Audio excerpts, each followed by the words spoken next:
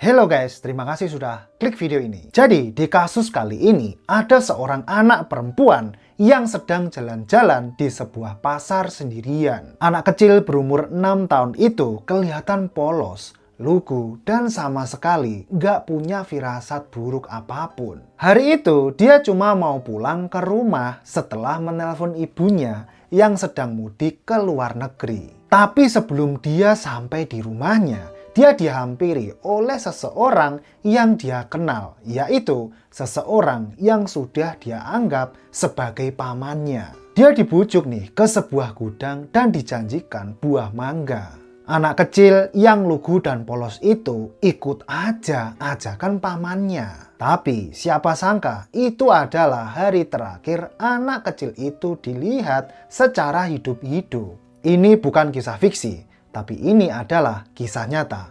Kisah tentang seorang anak perempuan keturunan Cina yang tinggal di Singapura terus diperkaos dan dibunbun oleh seseorang yang udah dia anggap seperti pamannya sendiri. Kejadian ini pernah menggemparkan Singapura dan meninggalkan luka yang mendalam bagi satu negara itu. Untuk itu, jangan skip video ini, stay sampai akhir biar kalian gak gagal paham. Siapkan cemilan dan selamat menonton. Seperti biasa, sebelum masuk ke kronologi kasusnya, kita kenalan dulu ya dengan orang-orang yang terlibat dalam kasus ini. Korban dari kasus ini bernama Huang Na. Dia adalah seorang anak keturunan Cina yang lahir pada tahun 1996 di Putian, Fujian, Cina. Huang Na lahir dari pasangan petani, yaitu Huang Qirong, ayahnya, dan Huang Suying, ibunya cuy. Pasangan petani itu lalu cerai karena alasan tertentu. Dan pada tahun 2003, ibunya Huang Na migrasi ke Singapura secara ilegal setelah membayar sebesar $8.000 atau sekitar 136 juta rupiah ke seorang agen penyelundupan manusia cuy. Hal ini dia lakukan untuk mendapatkan kehidupan yang lebih baik daripada kehidupannya yang serba kekurangan sebagai petani di daerah pelosok di Cina. Huang Suying juga mau menyekolahkan Huang Na ini di sekolah yang bagus di Singapura agar masa depan anaknya lebih terjamin lagi. Di Singapura, mereka ini tinggal di sebuah kamar sempit yang ada di Blok 8 Pasir Panjang, Singapura. Pasir Panjang itu adalah daerah pasar yang jual barang-barang grosiran kayak sayur-sayuran, buah-buahan, dan lain-lain. Di sana, Huang Suying kerja di sebuah toko sayuran milik Kelvin Eng dari pagi sampai malam hari. Huang Na pun dia sekolahkan di sekolah dasar Jin Tai yang ada di Clementi, Singapura. Huang Na yang masih kelas 2 SD atau yang saat itu masih berusia 8 tahun adalah anak yang sangat mandiri. Dia berangkat sekolah sendirian, terus dia juga nyiapin sarapan dan bekalnya sendirian. Selain itu, karena ibunya ini sibuk kerja dan gak sempet ngurusin dia, Huang Na pun jadi biasa nih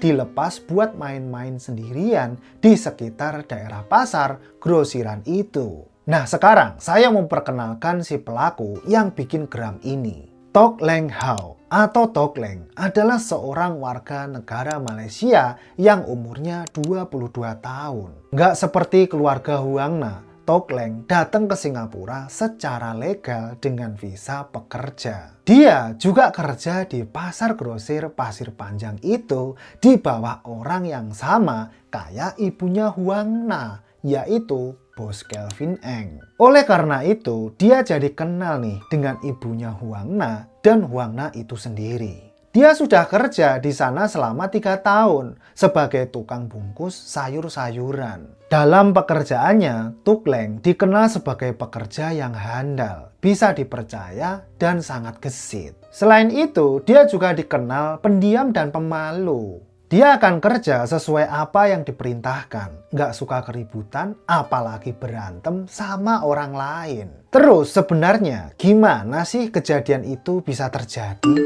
Kok bisa akhirnya Tok Leng itu ngebun-bun Huang Na? Oke cuy, langsung saja kita masuk ke kronologi lengkapnya. Yuk, cus! Jadi setelah Huang Zuying dan Huang Na pindah ke Singapura dan kerja di bawah bos Kelvin Eng, mereka jadi familiar nih dengan sosok Tuk Leng itu. Tuk Leng dikenal sebagai sosok yang baik dan hangat. Dia juga baik banget nih ke Huang Na dan ibunya itu. Dan Tuk Leng itu juga sering nih ngajak Huang Na untuk main-main agar anak itu nggak suntuk nungguin ibunya selesai kerja. Dia sering ngajak Huang Na keliling naik motornya. Terus Tuk Leng juga suka nih ngiket tangan Huang Na pakai tali rafia untuk bercandaan doang. Huang Na juga udah manggil Tuk Leng ini dengan sebutan Shushu yang artinya paman. Jadi artinya Huang Na udah bener-bener percaya nih sama si Tuk Leng sampai nganggep dia ini sebagai keluarga sendiri. Kedekatan mereka ini juga diketahui nih sama orang-orang sekitar yang kerja di pasar grosir Pasir Panjang itu. Karena mereka ini sering kelihatan main bareng di area pasar. Ibunya Huang Na, Huang Zuying, juga percaya banget tuh sama si Tuk Leng.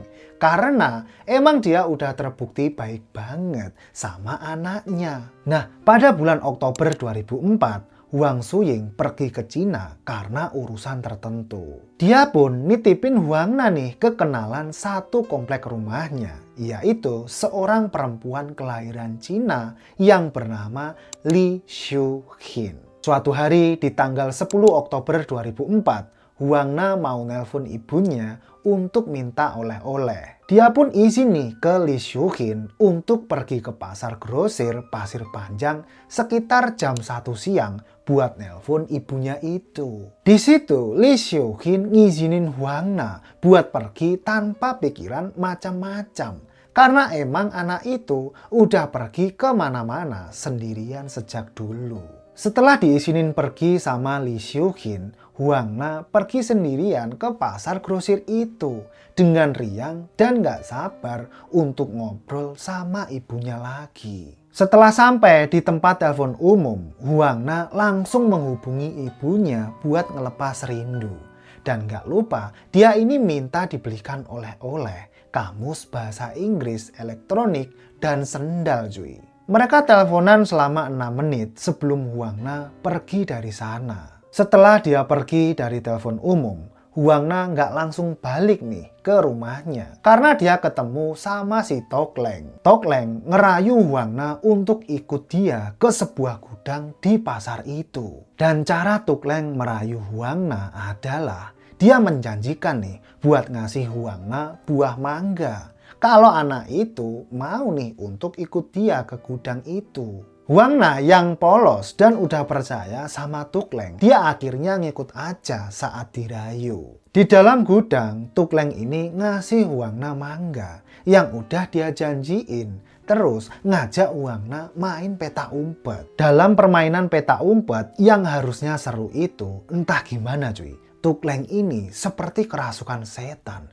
dan mencek Huang Na. Setelah nyek Huang Na, Tuk Leng pun lanjut memperkaos anak itu. Sosok paman yang dikenal hangat itu tiba-tiba berubah beringas banget. Setelah dia memperkaos Huang Na, Tuk Leng yang gak mau kelakuannya diketahui sama orang-orang pun mutusin buat ngebun-bun Huang Na. Orang itu membekap mulut dan hidung Huang Na selama 2 menit hingga akhirnya Huang Na saat itu meninggal dunia karena kehabisan nafas. Gak sampai di situ, Tuk Leng lanjut nginjek Huang Na cuy, buat mastiin kalau Huang Na itu bener-bener udah meninggal dunia. Setelah dia yakin kalau Huang Na udah meninggal, Tuk Leng membungkus badan Huang Na pakai 9 lapis bungkusan plastik yang diambil dari gudang. Terus dia masukin badan Huang Na itu ke dalam sebuah kardus. Sekitar jam 8 malam, Tuk Leng membuang kardus itu di kawasan Teluk Blanga Hill Park atau sebuah taman di Singapura. Terus dia lanjut pulang ke rumahnya. Setelah sampai di rumahnya, dia bersih-bersih diri. Lalu lanjut nonton TV seperti tanpa rasa bersalah sama sekali. Di hari yang sama, Liu Xiuhin nungguin Huang Na itu pulang dengan cemas di blok 8. Dia takut terjadi apa-apa sama anak itu. Akhirnya setelah Huang Na nggak ada kabar setelah 9 jam, Liu Xiuqin pun ngelaporin hilangnya Huang Na ke polisi. Pihak kepolisian Singapura langsung mengadakan investigasi terkait kasus menghilangnya Huang Na itu. Mereka nyari Huang Na ke tempat-tempat potensial seperti ke IMM Mall, sebuah mall besar yang ada di Singapura. Mereka juga ngecek ke West Coast Park, sebuah taman di Singapura. Selain itu, pada tanggal 17 Oktober 2004, mulai muncul nih poster-poster dengan muka Huang Na di mana-mana, dari Singapura hingga ke Johor, Malaysia. Dan nggak hanya pihak kepolisian yang turun tangan di kasus hilangnya Huang Na ini, tapi komunitas-komunitas di Singapura juga ikut turun tangan cuy. Komunitas seperti komunitas Crime Library.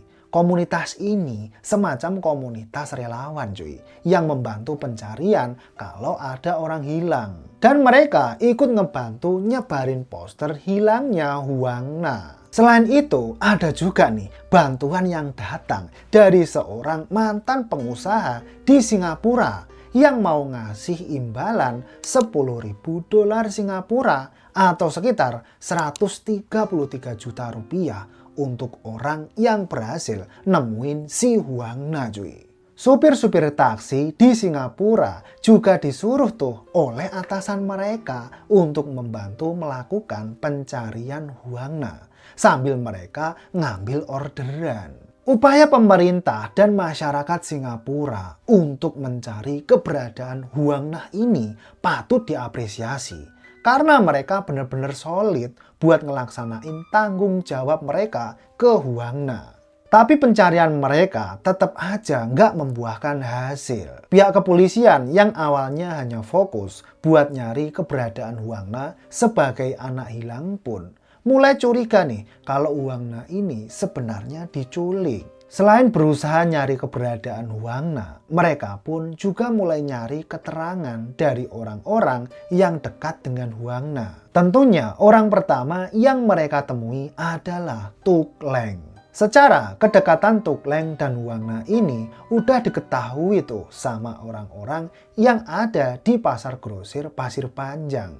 Pihak kepolisian pun memanggil Tuk Leng yang sedang bungkus sayuran untuk diinterogasi. Tuk Leng pertama kali diinterogasi polisi di tanggal 19 Oktober 2004. Di interogasi itu, dia langsung ngelak kalau dia ada hubungannya sama hilangnya Huang Na. Bahkan Tuk Leng buat kesaksian palsu dengan bilang kalau dia itu sempat melihat Huang Na pergi sama 3 orang laki-laki. Keesokan harinya dia diinterogasi lagi. Tuk Leng tetap nggak ngaku kalau dia ada hubungan sama hilangnya Huang Na. Akhirnya polisi pun mutusin untuk nyuruh Tuk Leng ikut tes kejujuran atau tes poligraf. Dan Tuk Leng itu akan dikawal oleh polisi dalam perjalanan mereka ke tempat tesnya. Mendengar perintah polisi yang nyuruh dia ngelakuin tes kejujuran, ngebuat Tuk Leng ini jadi panik dan khawatir.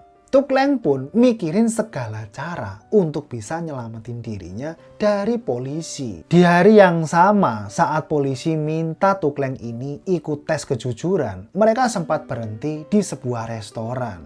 Tuk Leng dengan gugup izin nih ke kamar mandi sama polisi. Polisi yang bertugas nganter dia ke tempat tes kejujuran pun ngizinin dia. Tapi bukannya pergi ke kamar mandi, Tuk Leng malah kabur lewat pintu belakang, terus nyegat taksi buat ngantar dia sampai ke Malaysia. Kaburnya Tuk Leng ini ngebuat polisi jadi curiga ke dia dan netapin Tuk Leng itu menjadi buronan. Tapi setelah nggak lama dia di Malaysia, Tuk Leng pergi ke kantor polisi di Penang, Malaysia. Dan dia ngaku kalau dia udah ngebun-bun Huang Na. Entah kenapa dia akhirnya mutusin tuh buat ngaku. Mungkin karena dia udah capek jadi buronan polisi yang membuat hidupnya nggak tenang. Nah, setelah ngakuin semua kejahatannya, Tuk Leng pun diekstradisi atau dibawa ke Singapura lagi buat diadili di sana.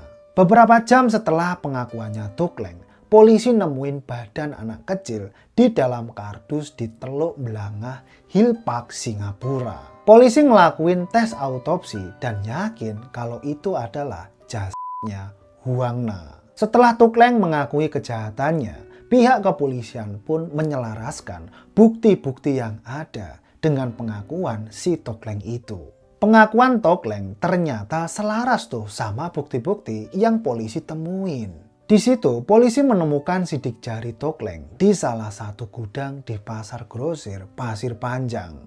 Mereka juga menemukan adanya serat-serat baju Tuk Leng dan Huang Na di TKP. Dan ada juga nih sisa-sisa mangga yang dipakai Tuk Leng buat ngerayu Huang Na di dalam lambungnya Huang Na. Akhirnya, pihak kepolisian pun percaya diri kalau memang benar Tuk Leng lah yang ngebun-bun Huang Na. Dan pada tanggal 11 Juli 2005, Tuk Leng pun diadili di pengadilan Singapura. Lalu pada tanggal 27 Agustus 2005, hakim yang bertugas saat itu, yaitu Hakim Lai Keu Chai, memvonis Tuk Leng ini hukuman mati dengan cara digantung. Gak lama setelah putusan itu keluar, Tuk Leng mengajukan banding ke pengadilan dengan alasan kalau dia mengidap skizofrenia, sebuah penyakit mental yang membuat dia bisa ngebun-bun Huang Na. Selain itu dia bilang kalau pengakuan yang dia sampaikan ke polisi gak bisa dipakai alasan cuy untuk menghukum dia, karena bisa aja dia dibuat ngaku tuh dengan paksaan sama polisi. Tapi pengajuan banding Tuk Leng tidak diterima karena pengakuan Tuk Leng itu selaras nih sama bukti-bukti yang didapetin kepolisian dari TKP. Selain itu, Tuk Leng juga sempat ngajuin permohonan peringanan hukuman ke Presiden Singapura saat itu, yaitu Presiden S.R. Nathan. Tapi hasilnya juga ditolak pada Oktober 2006. Akhirnya, Tuk Leng digantung hingga metong di tanggal 3 November 2006 di penjara Changi, Singapura. Ada perdebatan di publik terkait kasus ini, karena beberapa orang itu nganggep kalau hukuman yang diberikan ke Tuk Leng itu terlalu keras. Secara dia punya IQ yang rendah dan umurnya baru 22 tahun itu juga tergolong masih muda. Tapi di sisi lain ada juga nih publik yang ngerasa kalau hukuman yang dikasih ke Tuk Leng ini udah pas banget. Karena dia ngehilangin nyawa anak perempuan yang masih berumur 8 tahun dengan cara yang sangat sadis. Nah begitulah akhir dari kasus hilangnya Huang Na karena dibun-bun oleh seseorang yang udah dia anggap seperti paman sendiri.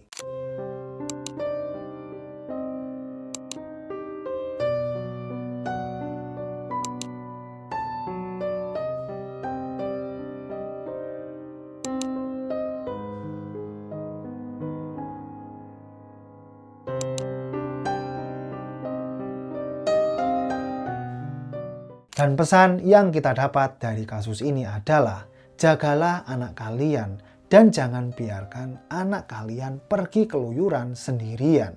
Walaupun mereka ini adalah anak yang mandiri. Karena kita nggak pernah tahu kenalan baik mana yang bisa berubah bengis kapanpun dan dimanapun.